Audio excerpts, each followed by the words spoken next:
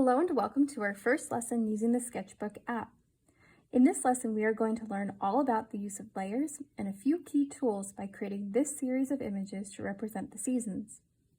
In our first lesson, we are going to create a base that we can then add on to, and in this case, it's going to be the ground and a tree, and then we can manipulate the background of each image to create a winter scene, spring, summer, and fall. All right, so to get started, you're going to open up the Sketchbook app and you're going to create a new composition by clicking on the plus sign down at the bottom. And you're going to choose the very first option there that says New Sketch. When you do that, you're going to have some options available to you. I'm going to ask you to click on the presets and we're going to use the third option down, which is 1800 by 2400 pixels. And then you need to choose your orientation. I would like you to work vertically. Mine already is that way, but if yours is horizontal, you're going to click this little square with the arrow, which will turn your composition for you. So again, make sure that yours is vertical or in portrait mode, and then you can hit create. All right, so the first thing I like to do always is just to pinch my canvas a little bit so I can see the whole thing. It just makes me feel more comfortable in my space. And then we're going to set up our tool, color, and our layers. So for this first part of our lesson, we are just working in the foreground. It's going to stay basically the same for each picture, which is going to be the ground and the tree. Now the reason we're choosing this subject of a tree is because it will change with each season, so we can add little details. We're just going to make the tree with just the branches, and that will be winter, right? And then we'll be able to add different types of leaves as we go. If you're interested in drawing a particular type of tree, please feel free to go look up a picture and model it after that kind of tree. If you want to add something that's going to be the same in all of your pictures, like a person or something like that, feel free to do so as well. We're going to make all of this on one layer, and then we're going to duplicate this composition because we're going to change the background of each one, okay, and add those details. So we don't really need to worry about layers just yet. The tool we're going to use for all of this right now is going to be our technical pen, which I have right here. If I click on it twice, it'll open it up. You can see technical pen. If you don't have it or can't find it over here, this top bit, click on that very first icon there and it'll bring you over to your library maybe, and you can come and you can find it. It's actually part of the basic brush kit all the way up at the top. You can see it there. I have my entire basic brush kit pinned. If you have something else pinned intentionally or unintentionally, you can pin this. I also want to show you, you can like click on hold and drag this in to any of the tools into there, your sidebar. I don't like to do that just yet because I want my basic kit to be over here. So again, we're going to work with our technical pen, which you can find over here. We're going to be working with the color black. If you have a different color here, you can click on your puck in the circle with the color and you can change your hue. Doesn't matter as long as this inside slider is all the way down to the bottom corner for black. And then we're going to make sure that our opacity is all the way up and our size is almost all the way up, something like that. So I always like to test it out, make sure it's doing what I expect it to do. Okay, if you don't have your puck, if you lost it, you can turn it back on by clicking on this little circle down here and this little puck icon right there, and it'll pop up for you again. Okay, so the first thing we're going to do for this is to draw in our ground, and then I'm going to show you how to draw a tree. And you can decide if you want your tree on the left, the right, or in the middle. It's up to you. For the ground though, we're going to draw it way down here so we have lots of space for our tree and our sky, because I think really the sky is going to be the highlight of this whole composition. Now, just like in real life, we're going to go ahead and get started. Just like in real life, I'm going to take my canvas, I'm going to turn my paper to the side because my wrist naturally moves this way and it will feel more comfortable than like trying to get it to be aligned that way. And I don't want to make my line perfect. The ground isn't perfectly flat. So I'm just going to take my pen and I'm just going to draw any old line. If it's a little shaky, that's even better. Okay, if you want to make a hill, go for it. It's up to you. So now we're going to fill this in, right? So I could spend 100 years right now and color all this in, but that's going to take forever. So instead, I'm going to show you a shortcut, which is called the bucket fill. So up at the top, you're going to see the 1, 2, 3rd of these icons in from the left after like these guys is going to be this paint bucket. If I click on that, it's going to open up some options. Make sure you're highlighted on that first box, which is going to be a solid color. In these other two, it's going to create a gradient. So that's solid color, and then I'm just going to click within that box I just made, and it'll fill that up. All right. If I click up here, it'll fill up that section too. So just be mindful that you only click the one. I'm going to hit back. When you're done, you're going to unclick that bucket option, and then you'll have your pen back. Here's a pro tip with that though. Your shape or your form must be closed. So if I create a circle and I close it up versus one that I accidentally leave just a little bit open and I use that bucket fill, right? If I click here, that'll be great. If I click over here, it's gonna come out, it's gonna flood the whole area. So just make sure that your shapes are closed. Our shape is from one side to the other.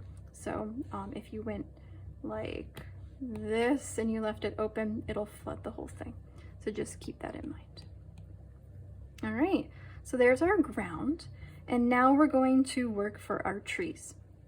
Now, before we get started and draw our actual tree, I just want to show you some pro tips that will help you create a more natural looking tree. So I'm going to do that actually on another layer, and then I'm going to delete that layer. So we're going to do everything on this one layer. This is just a demonstration to show you some tips to make your tree look realistic.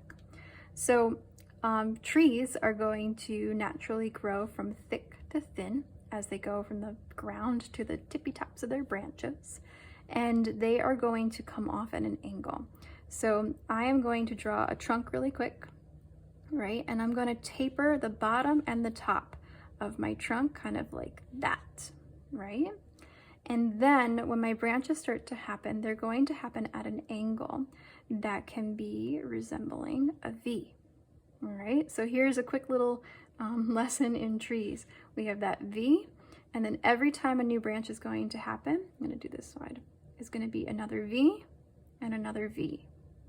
And I'm going to bring this one up to come up, and a V, and bring this to come up, and a V, and it's going to get skinnier and skinnier and skinnier until it's just becoming sticks, right? Now that's happening really fast for me right here. All these little sticks coming out, another V, this might come this way, V, and I can do this all day, right? And then I can fill this in. So that's the general process that we're going to use. And you can see I can just fill this in naturally as I go. So if I have this, I can just come out this way and that way to create that V. What you don't want to do is have things get too skinny too fast.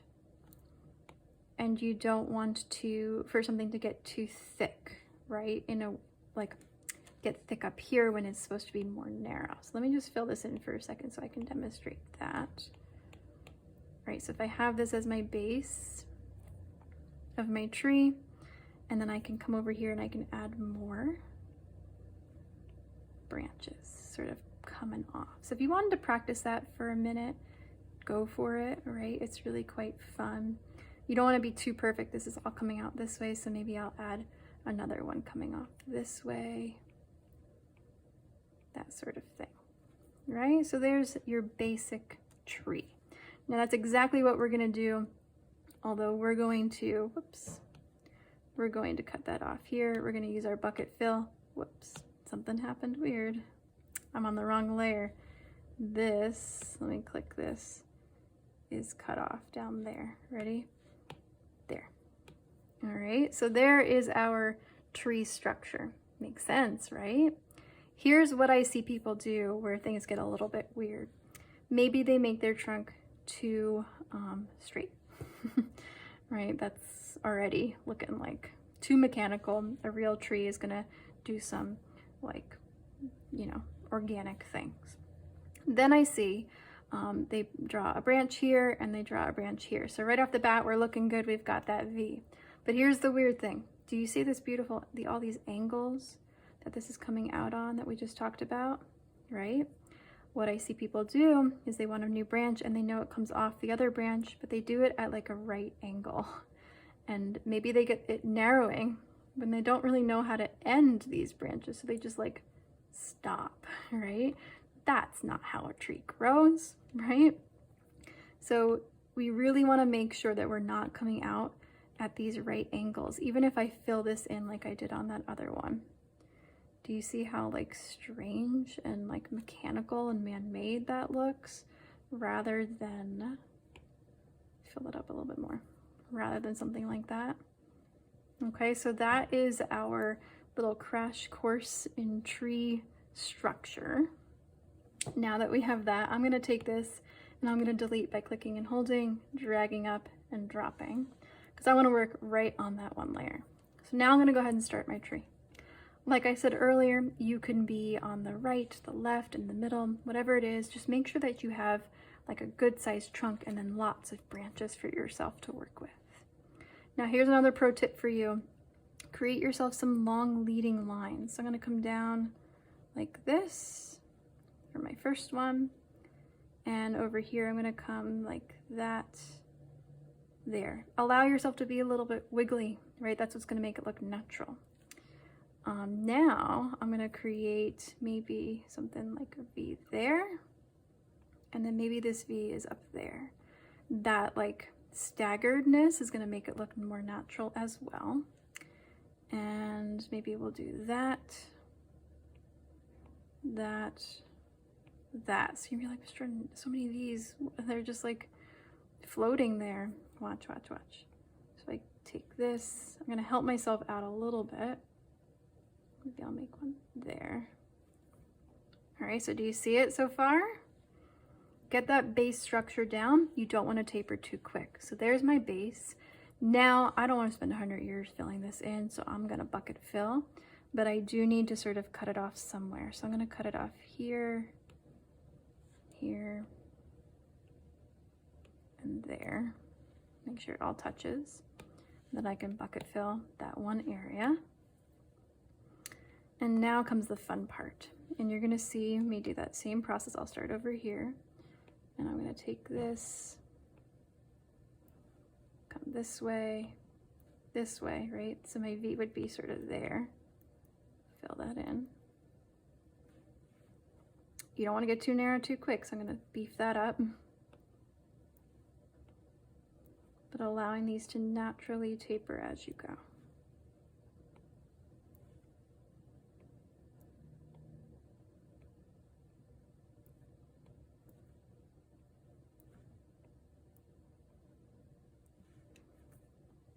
Zoom out, make sure you like it. If you don't like something, go back and change it, right? It's your tree.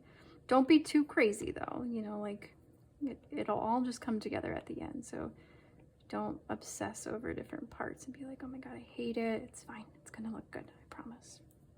All right. Also, make sure everything's nice and smooth. Also, don't be afraid to overlap. So let's try and overlap these two. Maybe I will add more to this. Yeah.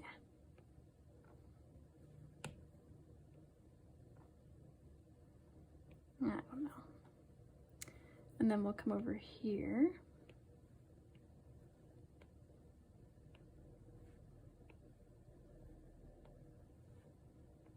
Right? I don't know. If you don't like it, go back. It's okay, right?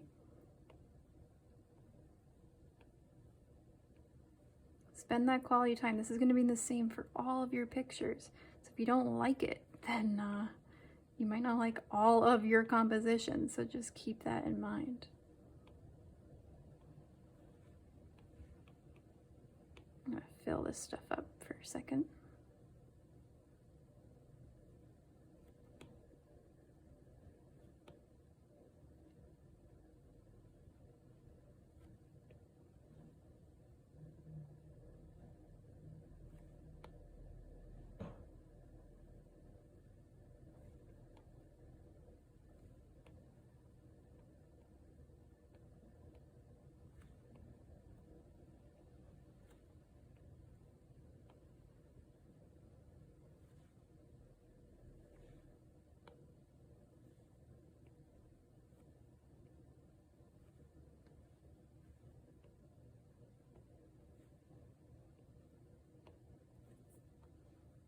Okay, you see it coming along? Honestly, the more branches, the better. Now remember, if you hate something, if you did a whole section, you're like, I hate it, you can always start a new layer and start over. Or if you just hate like one particular line, don't forget you have access to this eraser. I would use the hard eraser, and you can come in and erase whatever you need to. All right, I'm gonna keep going. I'm gonna finish this whole area up.